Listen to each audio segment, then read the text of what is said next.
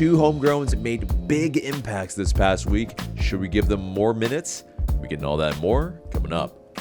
Before we get into it, become part of the notification squad by hitting the bell next to the subscribe button on YouTube. Welcome to the show, 5-Star Fam. I'm AJ, and Atl Utd drew 2-2 to the Chicago Fire on Wednesday, and we will have that review very shortly. But first, let's give some major shouts out and love to our loyal Patreon fam. Most notably, Gavin, Jordan, Niall, Drew, Chris, Nick, Jeff, and Kenneth. You guys are legends. Thank you guys so much for your support as always. But yes, as well, let's give some love to our sponsor. This segment is brought to you by Giant Sports Cards. For passionate collectors of every level, from rookies to veterans, Giant Sports Cards is the modern-day sports card shop that celebrates your love of the game, because only Giant brings the fun, treats every customer like an MVP with their GOAT level of customer service, delivers a game-changing shopping experience through technologies and amenities such as their Ultimate Collector's Cave retail shop, and offers the hottest cards at the lowest prices. Make sure to use our code FANTV and get 10% off your order. Check out Giant Sports Cards today at giantsportscards.com. But yes, make sure to use that code FANTV. But yes, so it was an auspicious start, the match against the Chicago Fire at the Benz. Within the first 2 minutes, we get an Olympico goal scored on us from the corner. It was a little bit of an oopsies, and yeah, it pretty much just kind of bounced its way a little bit off the right post into the back of the net. Yeah, very shoddy defending, and you know, I think for us to have salvaged anything from this match, as our record is very poor when we get scored on first, when we concede first. But yeah, it showed the fight to fight until the last minute. But yeah, it really just kind of compounds our problems that we normally have. It seems like the start of games, the start of second halves, just seems to be a massive problem for us. And we absolutely need to shore it up, but it just does not seem like we can really do anything about it. It doesn't really even seem like as well that it's a coaching thing. I mean, how do you prepare for your team to not concede a corner for one, pretty much on the first attack from Charlotte, and then as well to get an Olympico scored on you? I mean, it's just, how do you legislate for that? It's just really, really difficult.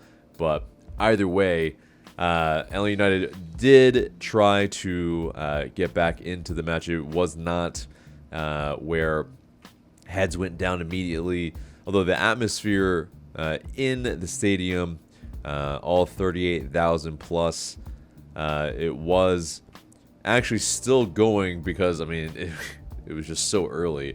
I mean, I think if this had happened maybe near halftime or right after halftime, I think it would have been a different story.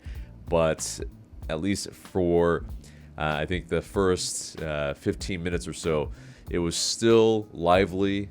You know, the fans were still trying to give that 12th man energy to the players on the pitch. But yeah, there was a moment, where basically there was a shot from Amador that, you know, from distance was on target, but was not hit hard enough. There was that chance. There was, Almiron shot that was a couple yards outside the 6-yard box, but that shot was stuffed out by the keeper. And as well, there was a little through ball that almost got played in for Latte Lat. Miguel Almiron on the counter press was able to kind of at least put the ball in a dangerous area. Unfortunately, it was weighted a little smidge heavy, and the keeper was able to smother it before Atl Utd was able to get on the end of it. But those are the chances that we want to see more, is making those diagonal runs, making those runs in behind. That's how you ask questions of a defense that, I mean, honestly, the Chicago Fire defense isn't that bad. I think we'll be facing a pretty difficult one in our next match for sure. But I think there was also, I think, a good showing from Bartosz Ślisz in this match, where he was winning the ball well, and he was making runs forward. Maybe not kind of brilliant passing that we're quite wanting him to do, but there was, of course, we'll get to it in the second half. But yeah, that first half, while there were maybe a few half chances or looks, it just really left a lot to be desired. Still, it was frustrating on a lot of ends, because to concede that type of goal and then not be able to find a leveler for 45 minutes plus, it really just kind of unsettles the entire crowd pretty much. And it was where it progressively, I think, got a little bit more where just fans were getting restless, wanting to see something of a semblance of some connectivity in the final third. But it just, again, did not happen until the second half, when we came out of the blocks, and there seemed to be more high pressing, a little bit more fight from midfield as well, where on Moranchuk's goal, Ślisz, he wins the ball deep, he makes a marauding run, kind of mazy run, is able to find Miguel Miron right outside the D. Miguel Miron is able to lay it off to Moranchuk, and Miggy makes an unselfish run to the back post, the back post, and or the right post. I mean, it's in the middle of the pitch, so maybe it's a little misnomer, but to that right post, and it opens up some space. It drags a runner, and it causes confusion, where pretty much Andrew Gutman is having to try to cover Moranchuk, where he takes a shot from distance. It bounces off of the right post, or left post rather, and settles into the back of the nets to draw it level. Miggy brings the ball back to the center circle, and not a massive celebration. I think they realize that it's not something that is to be celebrated here, especially at home. You have to be trying to win these games, so at least respect the mentality here. But it was almost immediately right after we scored, it looked like Chicago was almost in, and it took a Guzan intervention in order to prevent them from going 2-1 up. Unfortunately, we weren't able to prevent them from doing that. It was really almost way too easy. Their second goal on our right side, and they were able to find space inside the box, slot it past Brad Guzan, and second goal for Chicago. It looked like it almost seemed like whatever we tried, it was something that it's just, especially after we make a triple substitution, which it is one of these things where, okay, once you make that that big of a substitution, where one player from pretty much each line, is substituted. Well, yeah, it's going to kind of take a little bit of time to make sure that the players are acclimated. But Chicago took advantage of it quickly and were able to get that second goal to put us under the cosh. We really had to leave it late again. It's just 2 matches in a row where at the death, of course, Atl Utd scores the penalty in the previous match, but in this match, it took pretty much up until stoppage time, where nearly the last kick of the match, but Branchuk was able to put the ball from a corner into the mixer, and it graciously fell to homegrown Will Riley, who was able to put his first goal in MLS into the back of the net in dramatic fashion to level it at 2-2. And it sent fans home at least, in a more salvaged mood, because if it was 2-1, I fear that there would have been boos raining down. But in contrast, pretty much, Riley is the hometown hero here, and he's just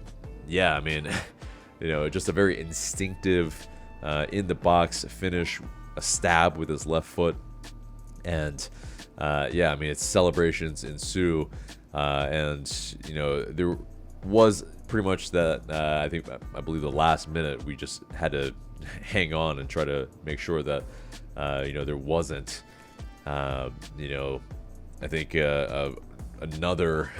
another goal by Chicago. But imagine being in Chicago's place, where essentially, that's rough on their end. Don't really care probably, but it is, for Atl United to concede twice and to fight back twice is good on that end. But on a lot of kind of what you want to see from the squad, not having as much possession in a sense as Chicago in the first half is fine if you are creating chances and you're up and you're hitting them on the counter or something. But ultimately, obviously that wasn't the case, and so we basically were getting outplayed for an entire half at home after 5 games on the road. It's just, you just kind of question, at least the energy, the mentality coming into the match, like what's going on. But the second half made up for it. Obviously, 2 goals to their 1. We were able to rescue this game. But Ronnie Dyla, he, after the match, in the press conference, said, quote, "I don't think we definitely deserve to win today." Said team played really, really well. First 20-25 minutes in the second half, but still gave up chances on coming back for a draw. Good to get something out of the game. It's 3 straight draws.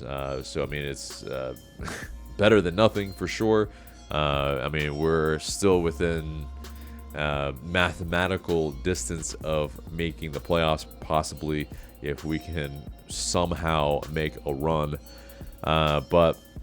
Will Riley, he said after the game of his special moments, he said he's thinking of an actual goal celebration for the next one. This was according to Scarves and Spikes. Said during his tough stretch that he keeps going back to the next play, focusing forward, even if there's a bad touch or mistake. Parents were here as well. So, definitely, I think the Decatur boy, he really put his name on the map with this goal, with this performance coming off of the bench. as well, some facts from this match. Braguzan, he made the start, of course, instead of Jaden Hibbert. He had the mask on because of his, surgically repaired cheek that he had surgery on this past week. But he is one match away from his 300th career MLS regular season appearance. Alexei Miranchuk scored his third goal of the 2025 MLS regular season, and he's now tied with Atl Utd and Miggy with 7 goal contributions in the season.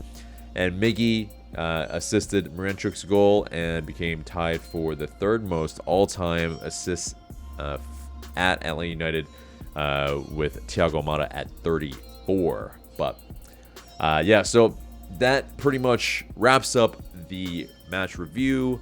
We'll have the match preview against Charlotte FC later on in this episode. But let's get into the news. And Atl United announced that Edwin Mosquera, he has been loaned to Millonarios FC in Colombia through June 30th, 2026. And the deal includes an option for a permanent transfer to that club. But a little bit of just no fanfare, really, not even a kind of thank you or any of that. It's just basically it was a Friday at 9:30 a.m. and yes, just shipped him off. I think it's pretty telling. Mosquera hasn't really been playing. It's probably in one respect that this move was possibly happening. He was on the bench for some of the games, but he never really came off of the bench for any appearances. And it seems like with Luke Brennan being someone that is going to get more minutes. He came on for Saba later on in the Chicago Fire match. Well, it seems like Luke Brennan is going to be that main substitution to be able to get as many minutes as possible to develop a good bit. And he looked lively. He looked like he was trying to make things happen. He tried to drop a ball onto Jamal Tiare's head. Unfortunately, I think we have to talk about Jamal Tiare as well. When he came on, there was a play where Pedro Amador passed him a ball into space, and he was pretty much on the edge of the box and not really marked that tightly from any Chicago defender, and yet he passed it all the way back to defense. It was very perplexing. I think at that point, you take that shot from the edge of the box, or you kind of dribble into space a little bit more. Either way, you have to take a shot when you're pretty much unmarked and you get a ball in the box pretty much. As a striker, it's perplexing. It's just inexcusable, really, in my opinion. But and of course Miguel Almiron, he also wore the captain's armband in this match again. Braguzan did not, and that was the first time he didn't since I believe it was Jeff Lorenowitz in 2018, or 19 maybe. But either way, that's crazy. That it's been that long as far as if he was in the match, because obviously there was a period of time when he was injured, and of course there were other players that wore the armband then. But definitely crazy to think about. But as far as him being on the pitch and Miggy getting the armband, it's definitely interesting. I mean, there was some speculation in our post-match live stream that maybe it was because of the cheek surgery. Also, I think having to shout, having to talk to the ref. It does put you under a little extra duress. And so, probably and possibly to avoid that, it's speculation. No one really knows except for, the team, obviously. But, it's definitely interesting that Miggy got the armband twice in a row. It looked like he was a bit more vocal as well while he was on the pitch. An outfield player with the armband, I think that's what I prefer to see a lot of times anyway, because it allows that captain to talk to the ref directly, where you don't have to wait for a goalkeeper to come all the way from the box to be able to kind of talk through some things with the ref. So yeah, I think that's it's definitely, of all the players that are on the team, Miggy makes sense for sure. And I think he's got some some prominence in the league as well. So, I think refs will respect him.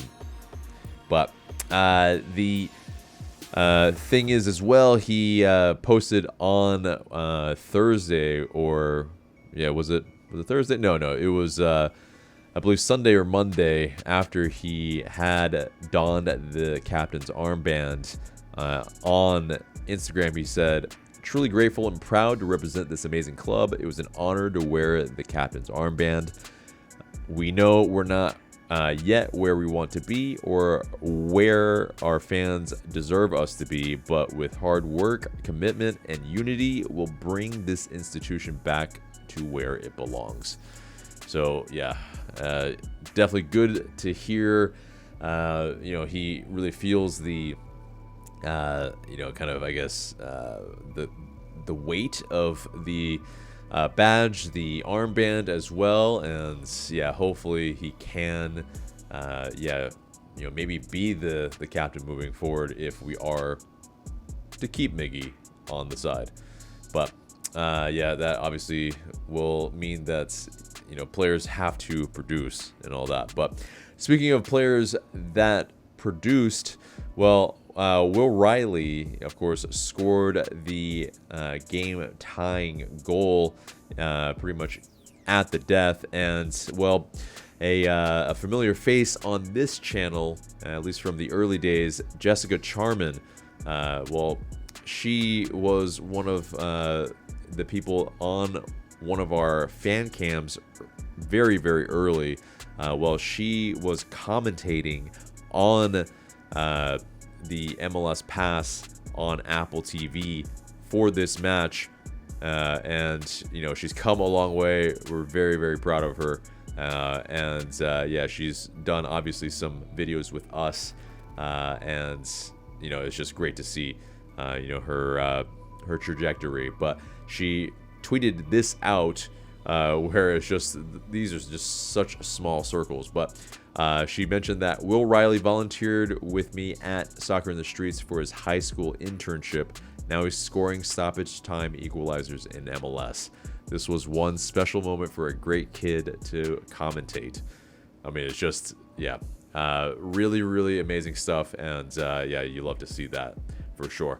But next bit of news is Fabrizio Romano. He has reported that Atletico Madrid, the Spanish giant, they have made contact to Thiago Almada's pretty much side as a possibility for this summer in the transfer window.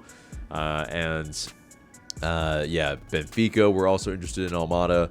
Of course, Olympique Lyon and Botafogo owners pretty much in John Textor. Well, basically, they have not paid the bill for us in that transfer. And if this does go through, well, Tom Bogert says that, we are due to receive $25 million in that transfer from Botafogo, and it's still not been paid. Appeal is ongoing, but we had that sell-on clause, and any sort of fee on top of that, of course, would go to Botafogo. But Almada has also mentioned that he only wants to play for Atletico, and he's not going to discuss it with any other club, and that would be huge. I mean, Atletico Madrid is one of the premier clubs in the world for sure, and so I definitely think that if he plays there, that's amazing stuff, and it's going to be, I think, a big step in his game. He's going to be playing Champions League football, and I think he'll offer a lot to Atletico, not only from a attacking standpoint, but also from a defending standpoint as well. As we've seen his work rate pretty darn good when he was with us. But next bit of news, Atl Utd announced the match against LAFC that was scheduled for October 5th is now going to kick off at 9 p.m. and will be featured for the Sunday Night Soccer on MLS Season Pass. And it was originally scheduled for 10:30 Eastern Time, so it gets a little bit earlier of a kickoff so we can all go to bed a little bit sooner. But and last bit is Atl Utd 2. They won 3-2 in a match against the Columbus Crew 2 on Sunday night, at Fifth Third Stadium. But Rodrigo Neri extended his goal tally to 5 on the season. Patrick Guea added his first 2 goals for the Five Stripes as they won their 3rd game of the season. And the Twos returned to action on July 19th when they traveled to Carolina Core FC. And that does it for the news, and it gets us into the match preview. 7:30, July 19th, Charlotte FC at the Benz. And basically, it's a game of pretty much who's on a worse slide. And we've kind of been winless for a bit of time, but Charlotte, they're sliding further and further down the standings. They had been at the top of the Eastern Conference at one point, but now they are in 9th place with a +1 goal difference. We, of course, are in 13th with a -15 goal difference. But Charlotte last played DC United on Wednesday to a 2-1 win, and we played them, Charlotte, to a 2-0 loss on March 1st, 2025. That last 6, we've only won 2. They've won 4. No draws. It's very much, we need to exact some revenge, even up the score a little bit, at least in our last 6. But what's known about Dean Smith's side? They are still a very stout defensive side. Not maybe as strong as they have been in previous years, but they definitely still are a formidable side to contend with, at least from a goal scoring standpoint, where we our goal scoring woes, we will have it against us. But they of course added Wilfried Zaha this past off season. It's not been exactly amazing, but the off season of course saw Karol Swiderski move on. It saw also Jir Ruonen, Junior Urso, and recently their 24-year-old U.S. men's national team striker Patrick Ajimang. He was sold to championship side Derby County for a club record fee, and they have a sell-on clause for that. They sold him on Tuesday, so basically about $8 million plus add-ons. Their goal scorer is of course not in the side. They were still able to win against DC United, but how long can it continue? Well, this transfer window, there's rumors that an old friend of ours, Yorgos Yakomakis, is possibly linked with Charlotte. So that will be interesting. He would definitely definitely fulfill his villain arc if he moves to Charlotte, especially with how he left Atlanta United. Yeah, definitely and especially what was said with, how this league, he said it was not a, very competitive league, and yet he's eyeing a return and possibly to our quote-unquote rival. Yeah, definitely not a good look at all. But yeah, the King signings from the offseason: Pep Biel, Eric Williamson, and of course Zaha. I mean, yeah, they're definitely a side that, from a defending standpoint, like I said, are very strong, at least on set pieces as well. But yeah, at least from a defending of maybe counterattacks against, attacks down the wings, against through balls, and aerially, not the best side right now. So, they aren't that aggressive. They are not a side that's, really can, I think, withstand, a side that maybe presses them as well.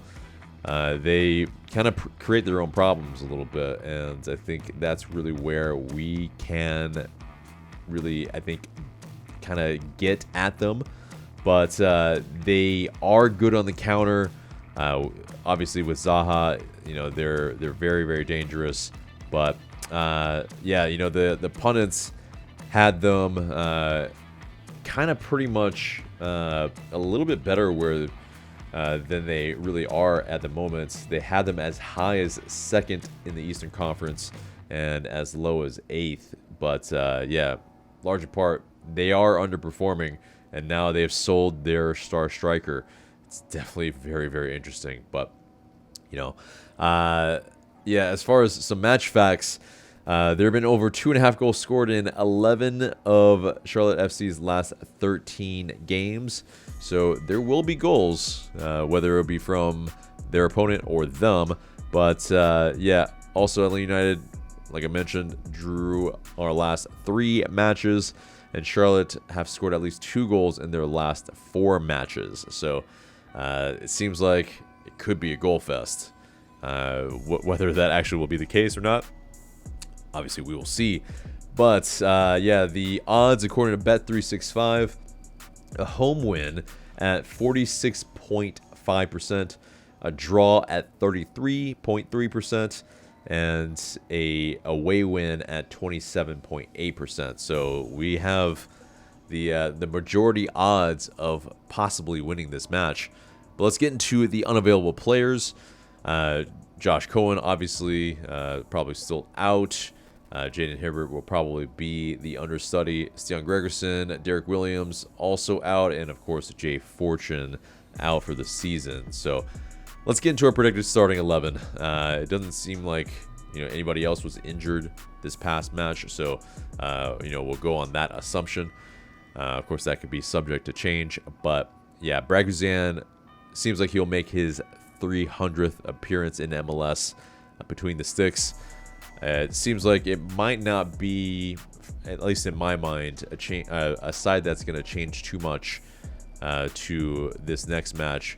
We might see some early subs, but yeah, I think it's probably going to be Lennon, Morales, Abram, and Amador again in defense, and Muyamba Schleich in midfield, Moranchuk at the 10, Almiron and Saba on the wings, and Emmanuel Latelat up top.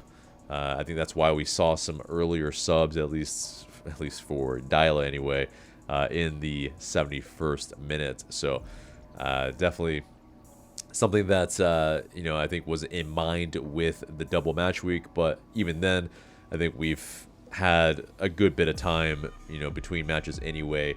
I don't really feel like our players have been overworked, and that fatigue is going to set in. So, what do you guys think? What do you think the starting 11 should be? But let's get into the score prediction.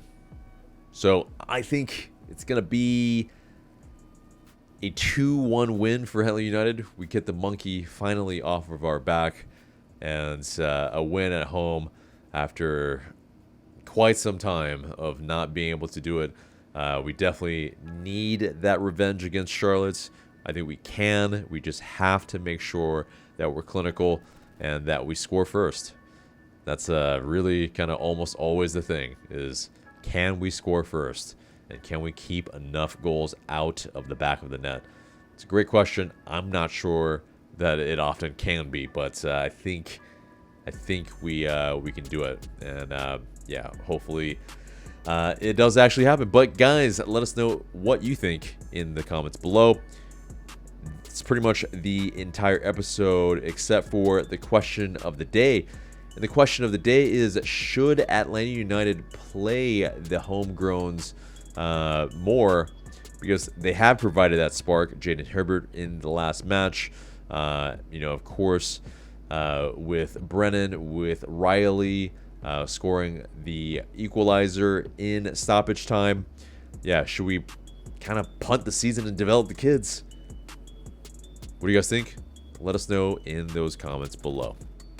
Looking forward to what you have to say. But guys, that is the episode there and there. Remember to like, share, comment, and subscribe. I've been AJ. Thank you so much for watching, and we will see you in the next video.